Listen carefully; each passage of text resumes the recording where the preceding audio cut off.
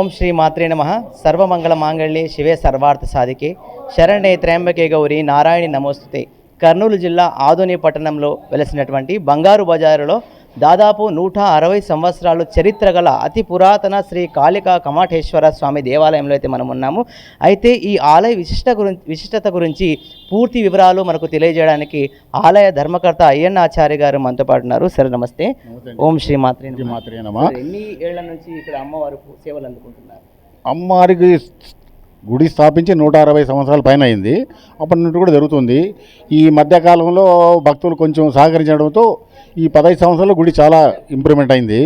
దానికి తోడు మనం నవరాత్రుల్లో చాలా గ్రాండ్గా చేస్తాం. అక్కడ ఆదంలో ఎక్కడ చుట్టుపక్కన ఎక్కడ జరిగినంత దగ్గరగా శతచండీ యాగం చేస్తాం. ప్రతి సంవత్సరం కూడా శతచండీ యాగం చేస్తాం.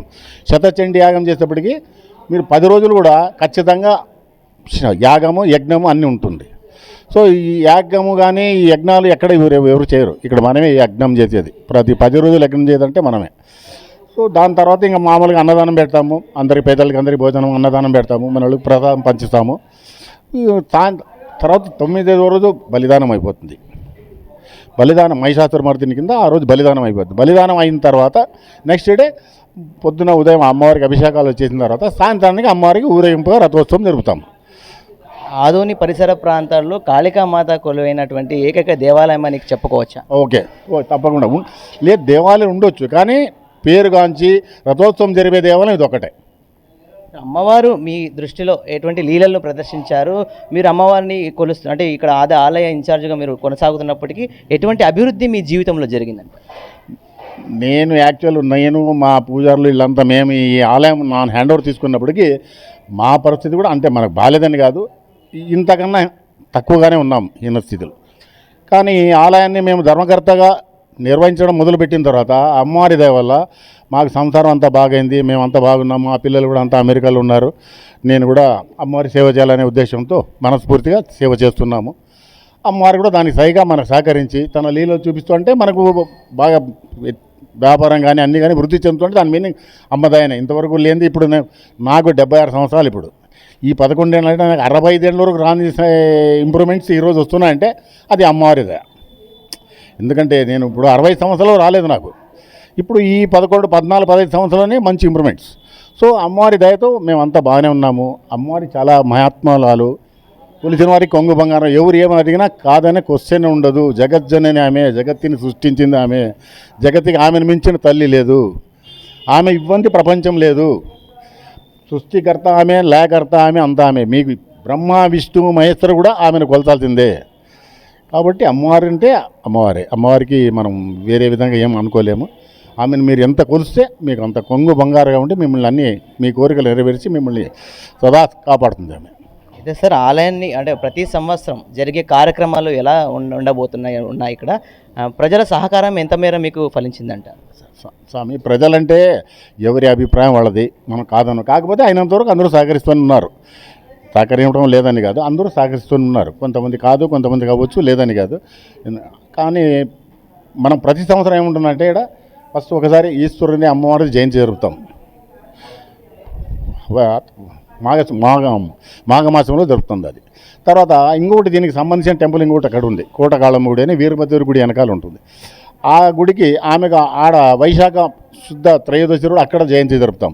అక్కడ జయంతి భక్తులకి అందరి ప్రసాదం అన్నదానం అన్ని పెట్టి ఇక్కడ కూడా ఆ రోజు వైశాఖంలో ప్రసాదం అన్నదానం పెట్టి ఆ 2 కార్యక్రమాల తర్వాత గాయత్రి విశ్వకర్మ జయంతి జరుపుతాం. ఎందుకంటే గాయత్రి విశ్వకర్మ ఎక్కడ చుట్టూ లేదు, ఇక్కడే ఉండేది.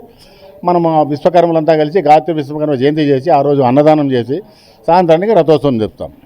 దాని తర్వాత ప్రతి అమాసకి పల్లకి సేవ ఉంటుంది. దాని తర్వాత దసరా రోజు ఇక్కడ అమ్మవారికి కాళికాదేవి మాతకి రథోత్సవం ఉంటుంది. ప్రతి పౌర్ణమికి సత్యనారాయణ వ్రతం ఉంటుంది గుళ్ళో. ఈ ప్రతి సంవత్సరం జరిగే కార్యక్రమాలు ఇవి కంపల్సరీగా జరుగుతాయి.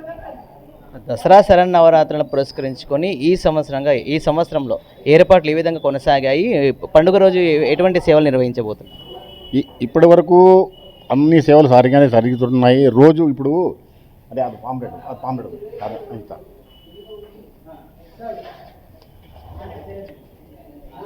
ఇప్పుడు ఇది నవరాత్రి స్టార్ట్ అయినప్పటి నుండి ఏమవుతుందంటే ఫస్ట్ గణపతి హోమం చేస్తాం ఒకరోజు. 2వ రోజు వచ్చి అరుణ హోమం. 3వ రోజు రుద్ర హోమం వస్తుంది. 4వ రోజు సుదర్శన హోమం. 5వ రోజు నుండి మ్యాక్సిమం అయితే అమ్మవారి స్టార్ట్ అవుతుంది, మనం సూక్తం ఉంటారు, అమ్మవారు స్టార్ట్ అవుతుంది. అక్కడ నుండి రోజు ఒకటి సరస్వతి, లక్ష్మి, శక్తి, శాంభవి అన్ని విధాలు ఆమె కొలుస్తూ వస్తాం. లాస్ట్కు 10వ రోజు పూర్ణావతి చేసి అమ్మవారిని శాంతపరిచి మనం ఆ రోజు ఆ పూజ అయిపోగొడతాం. తర్వాత మళ్ళీ అమ్మవారిని రథోత్సవం చేపిస్తాం. రథోత్సవం యొక్క రూట్ మ్యాప్ ఎలా ఉండబోతుంది? అంటే రూట్ మ్యాప్ ఏ విధుల్లో? రథోత్సవం ఇక్కడ నుండి బయలుదేరి గౌరవాళ్ళ అంగడి మీదుగా డైరెక్ట్ మున్సిపాలిటీలో ఉండే మున్సిపల్ మైదానంలో ఉండే జమ్మి చెట్టుకు పోయి అక్కడ జమ్మి ఇచ్చి అక్కడ నుండి మళ్ళీ రిటర్న్ గుడికి వస్తాం. ఆలయానికి సంబంధించిన శాసనాలు ఇక్కడ ఏమైనా లభ్యంగా ఉన్నాయా? అంటే 160 నుంచి 170 సంవత్సరాల క్రితం అయితే నిర్మించారని మీరు చెబుతున్నారు. వాటి శాసనాలు ఏమైనా ఇక్కడ ఆలయంలో లభ్యత ఉన్నాయి? శాసనాలంటే దీనికి 1919లోనే కొలాయి తీసుకున్నారు మున్సిపాలిటీ. అప్పట్లో బ్రిటిష్ గవర్నమెంట్లోనే కొలాయి, అంటే బ్రిటిష్ గవర్నమెంట్ కన్నా ముందే మన వాళ్ళు నిర్మించినారు. ఇది విశ్వబ్రాహ్మణులే వాళ్ళ సంఘం తరఫున వాళ్ళకి కావాలని మనం స్వతహా నిర్మించుకున్న టెంపుల్. ఇది ఎవరు చేసింది కాదు, రాజులు ప్రజలు ఎవరు చేసింది కాదు, మొత్తం బ్రాహ్మణులు ఒకటేనే, వాళ్ళగా మన గుడి ఉండాలా. కాళికాదేవి టెంపుల్ అంటే మన కాళికాదేవి అనేది విశ్వబ్రాహ్మణులకి కులదేవత. మనకు అన్నం ఆమె పెట్టేది. మేము 5 కులాలుగా 5 వృత్తులు కలిస్తేనే విశ్వబ్రాహ్మణులు. 5 వృత్తులు: కార్పెంటర్, కంసలి, కమ్మరి, శిల్పి, స్వర్ణగారు. ఈ 5 వృత్తులు కలిస్తేనే విశ్వకర్మ.